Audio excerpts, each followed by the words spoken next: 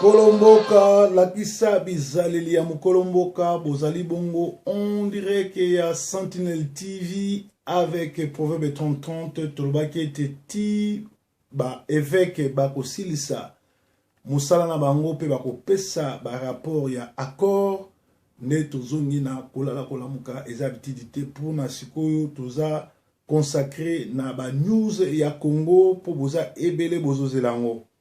Les évêques vont mettre fin au dialogue aujourd'hui vendredi. Bazape na plan B, soki échec et salami. Donc, to lo bamingite, to zela bango, tina pokwa, lelo tokoyeba, pour lobby samedi na rétro de la semaine, tokotala, eloko nini ebimi, kuna na Semco. Frank Diongo, akotaki, bakatelaki makala pe bakatelaki boloko ya 5 ans pe asa koti makala banda lobby ezali nango théâtre ba rwandais bazokanga ba innocent ba criminel ba libanda mais ake tourisme kala mingi te tokobimisa ye pe toko remplacer ye na ba criminel rwandais oyo ba place na bango ezana boloko lokola Kabila emoko Ruberwa Bisengemane Cameroun ba jo ba toanos na ba mende ba remplacer ye. Toyo kana bien na Congo, tozala jamais na problème, il y a crise politique, mais tozali na problème, il y a occupation. Na bandeli, na Congo, toa na problème à crise politique. Moutoazo bagi na Congo, toa na problème à crise politique, ou aza envoûté, ou aza ennemi à Congo, ou aza collabo. Balobala ka crise politique, ceux qui ba congolais, bango na bango bazo la pouvoir ndenge salamaki na tango Mobutu na tango ya indépendance Lumumba Mobutu na Kasavubu bazo la pouvoir ezali crise mais o ezole kana Congo siko ezali occupation et comme na suka congolais aza informé oni a informé biso makambo tozo kana Congo alors ba rwandais bazui ba tout oyo bazali bongo ba congolais te ba pesi bango nationalité baye kobima lokola ba congolais et pourtant bazo sala mosala mabe ya ba congolais. Alors nazo zongela bino tolanda kulutu kwebe kimpele azo expliquer ngo nyos do na Congo toza jamais na problème politique mais toi na problème ya oyo ba bengi yango ya occupation kwebe kimpele. Situation au Congo n'est pas du tout comprise par les médias occidentaux. C'est assez pédant, c'est assez prétentieux de le dire. Mon pays, vu de l'Europe, donne une toute autre image. En fait, l'Europe agit comme un miroir, ce qu'on appelle l'effet miroir. Lorsque vous regardez le Congo à travers les médias, à travers le prisme des médias occidentaux, vous découvrez des choses que vous n'auriez sans doute pas découvertes en vivant sur place. Quelle est la situation en République démocratique du Congo aujourd'hui? C'est une situation absolument ubuesque, aberrante. C'est une situation où même le vocabulaire a été totalement falsifié. Par exemple, l'AFDL, l'Alliance des forces démocratiques pour la libération du Congo, qui a renversé Mobutu le 17 mai 1997, on a prétendu que c'était une rébellion congolaise. Mais non, c'est une milice armée Tutsi.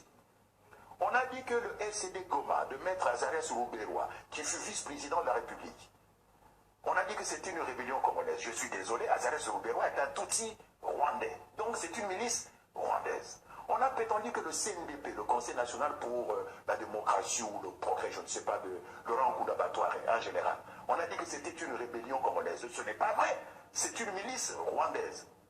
Parce qu'un Koudabatoire était un Tutsi rwandais. On a prétendu que le M23, et ainsi de suite. Donc, il y a d'abord le premier crime qui a été commis au Congo, c'est un crime de sémantique, de vocabulaire. Tout a été falsifié.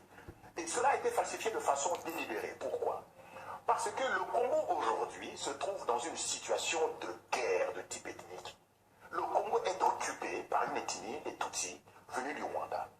Le génocide, je dis les génocides, il y en a eu 4 au Rwanda. 4 génocides qui ont été perpétrés au Rwanda, les uns par les Tutsis, les autres par les Hutus. Eh bien, ces génocides ont visé uniquement le Congo. C'était un prétexte, c'était un alibi pour envahir le Congo. Tant et si bien qu'aujourd'hui, le chef d'État congolais, Joseph Kabila, de son vrai nom Hippolyte Kanambe, est un Tutsi rwandais. Il a mis les pieds pour la première fois à Kinshasa le 17 mai 1997. Et quand il est arrivé, c'était comme exactement un immigré clandestin. C'est un immigré clandestin. Il est venu à Kinshasa sans passeport, sans visa, dans les bagages de l'AFDR.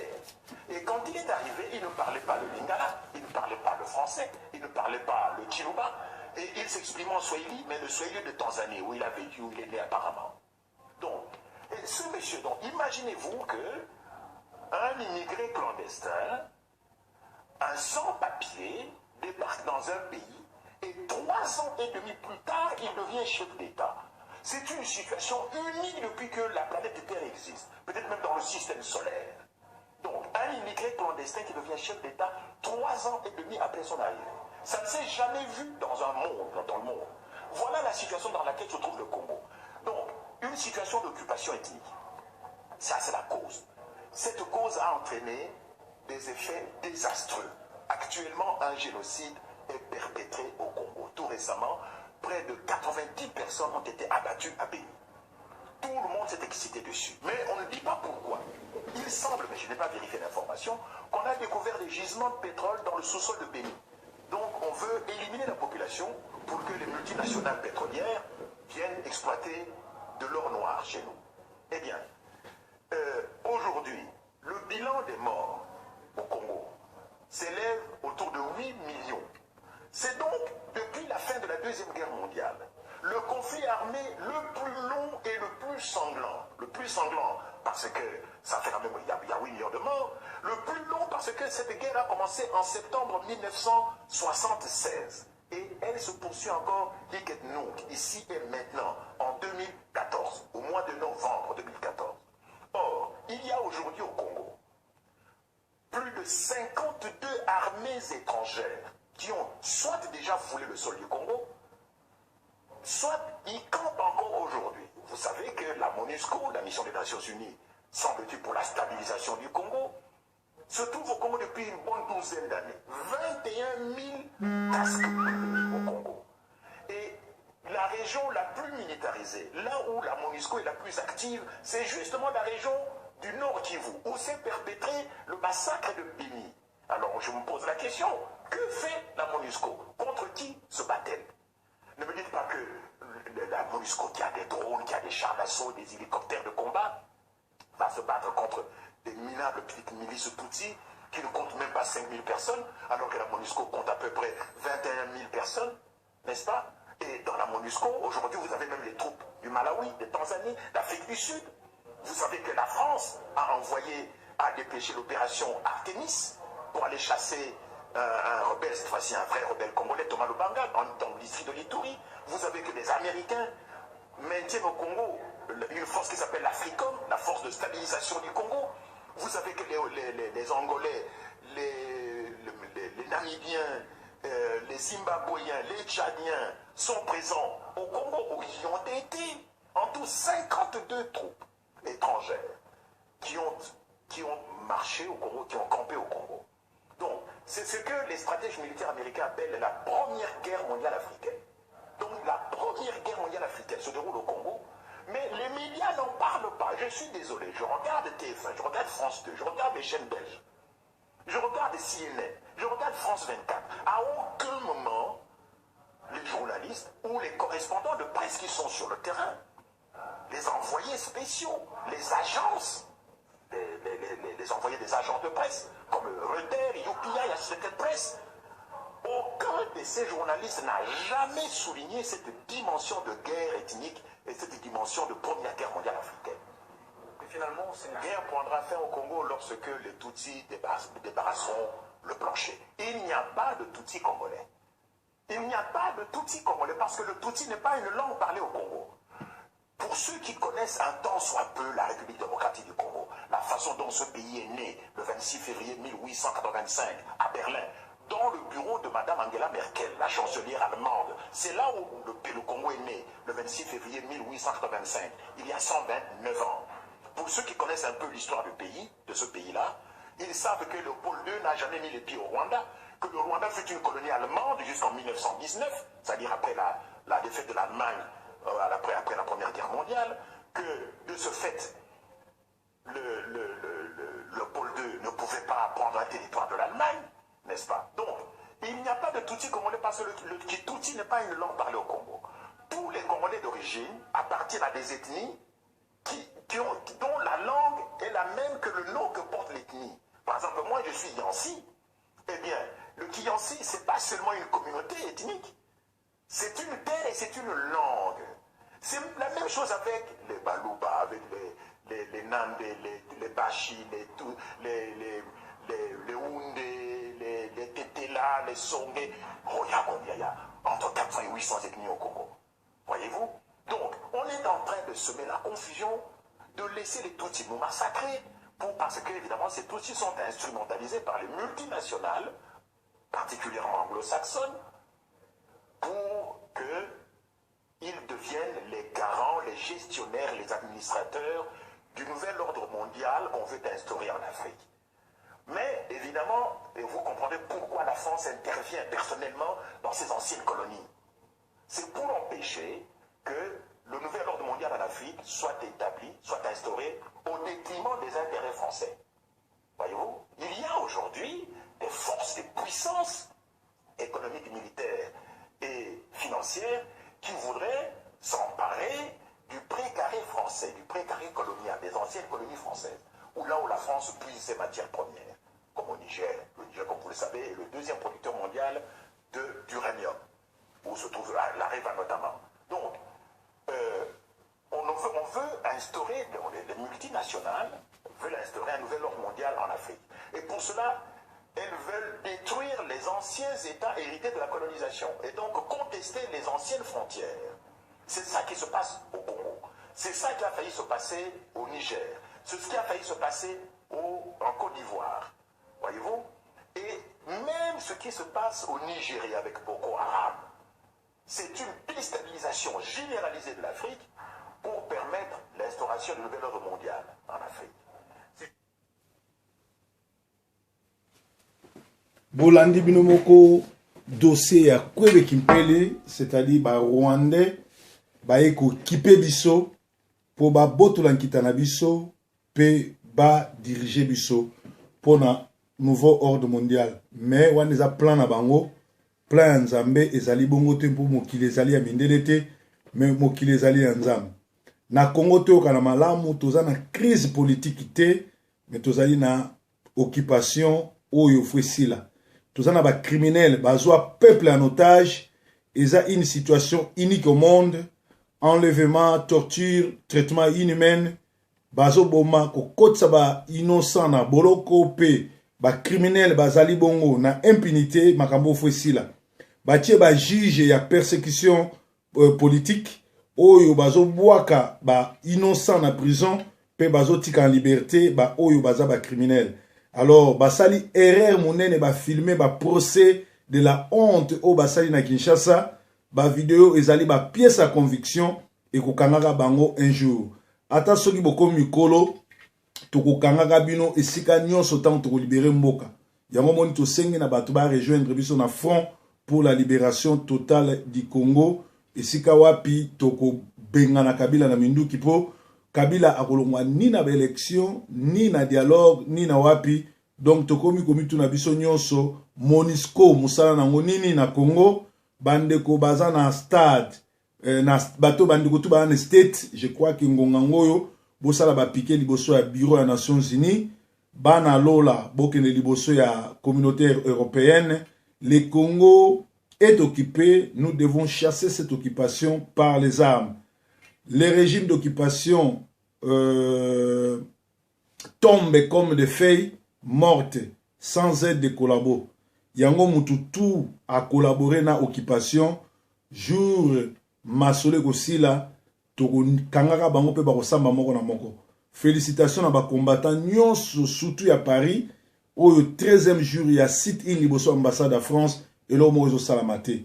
Pe lisusu, na pesi félicitations mingi, na ndeko na ngai, Isa na Masele kamba o bayaki kotala ngai bayaki na glodi bayaki na nata sukami mwana pasteur Mireille nani mwana pasteur naloasu mwana pasteur merveille mwana pasteur merveille bana Chicago bayaki balobi sele kamba balobi papa na wuti yaya na wuti Londres na yaki vacances na Manchester na koko kende bongo te sana leka na yotika contribution na ngai pe na zwa carte na ngai ya membre ya Front pour la Libération Totale du Congo. Donc merci mingi na moni pe Fada Basende alobi yepe akozwa carte na ye po na ko soutenir Front pour la Libération Totale du Congo. Donc ezali basango oyo biso tozali na yango po sapenzambe aleka na kopambola. Alors basango bae bake bazali bongo na mokumba monene po soki bakor esalami ndenge peuple alingi te diaspora na Kinshasa bakotumbaka ba église na bango nyonso déjà na Congo babandi kotumba ba église basango ya Congo. Le criminel John Numbi azoteka basoso o eza malade na ferme na ye ezali mawa mingi il faut totelemela likambo oyo. Le cardinal Mosengo au courant de son homélie de Noël a donné aux Congolais, aux chrétiens un grand message mais qui était codé. Alors lorsque vient la plénitude du temps, Dieu envoya son fils, Galates 4.4, c'est-à-dire au temps fixé par Dieu de l'origine pour l'accomplissement de ses promesses. Donc, il a signalé aux Congolais que le temps de Dieu pour s'occuper de celui qui tue par l'épée est arrivé. C'est-à-dire, qui tue par l'épée périra par l'épée. Mosengo autiko ebisabiso clair que Kabila azoboma na épée, bana Congo baleli mingi ngonge koki akufa par épée. Kokanga ba Frank Diongo, kolongola Kyungu humilité parlementaire ezali ba provocation oyo ezali kotinda ye pote ba tu ya rassemblement ba silika ba retarder ku signature ba corps mais rassemblement baza rodé bazali vraiment vacciné ba yebi ke eloko moko eko salama bongote. Donc tozali bongo na sentinelle ya diaspora esika wapi bozolanda basango ya tongo ya Congo. Nzambe aza na contrôle makambo nyonso toyeba ke celui qui tue par l'épée périra par l'épée. Basango ya Congo ndenge tolobaki tozoko continuer kotanga ngo awa ezali ete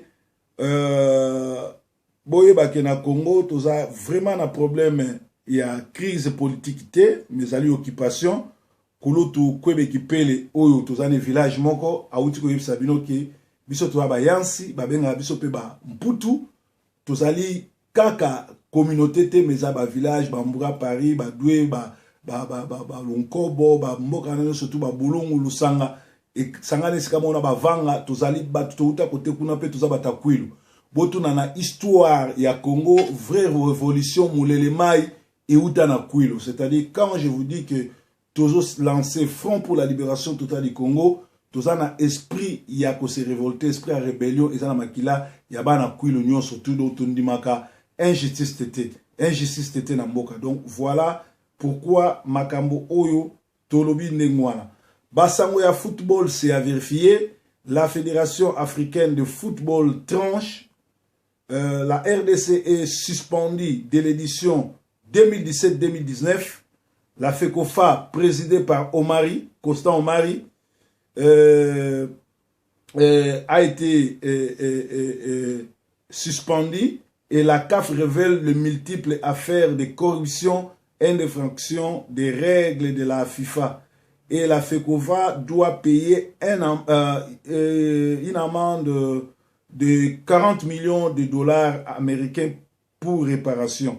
C'est-à-dire à vérifier esa information kwelinga balobi ke ba suspendre konani FECOFA, c'est-à-dire Fédération Congolaise de Football Association, parce que ba moni baka ya ba faire ya corruption pe ba infraction na règle ya FIFA. Alors balobi était 2017 à 2019 Congo et vous allez suspendre et vous jouez ata par na nani moko manifestation moko te bien organisation moko ya kafte Pe Congo, il faut foutre 40 millions de dollars. Les amba libosono comme Kamboyo. Mais ali message et quoi libiso na messa et sengeli bo vérifier. Kolomboka azali oyo alalaka pe azozwa ba décision ndengini akolibere mboka.